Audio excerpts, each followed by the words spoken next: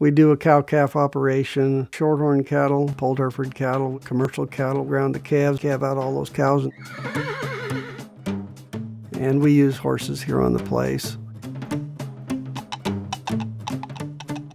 I think he chose this location because if you can imagine this with no trees, you could see 360 degrees, anything coming from any direction. Of course, he didn't build the frame house right away. He built a sod house. The soddy would have been, I would be standing right in the middle of the living room right now. He said that was where the cattle went to sun themselves. So he knew that that had to be a great spot. So he built his house there. He probably felt like I could sit up here and I can look at all of this. This is all mine.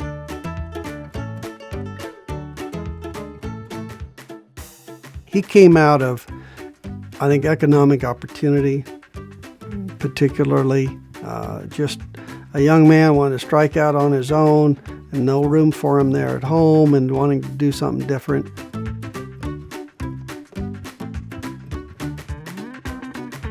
Can you imagine living in a house that size, 14 by 22, and having that many kids and zero privacy? I need my space. You go back and imagine what it was like living here in 1880. I call them the winters from hell. Everybody that came out here and stayed had to have a lot of character. If I could jump forward to 100 years, you know, homesteading may take on a whole new meaning. We may go to the moon or Mars or Venus or who knows where. The difference is there are those that talk about it and then there are those that do it.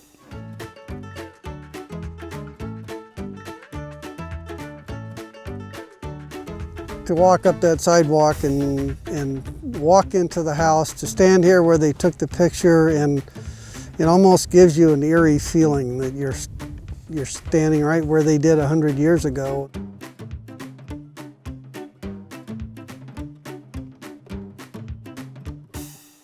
You know, when I came home from the service, although I wanted to take a hold here, I also wanted something of my own. I think everybody does, of some sort. And gee, you know, what kind of chance do you have to build an empire like this these days?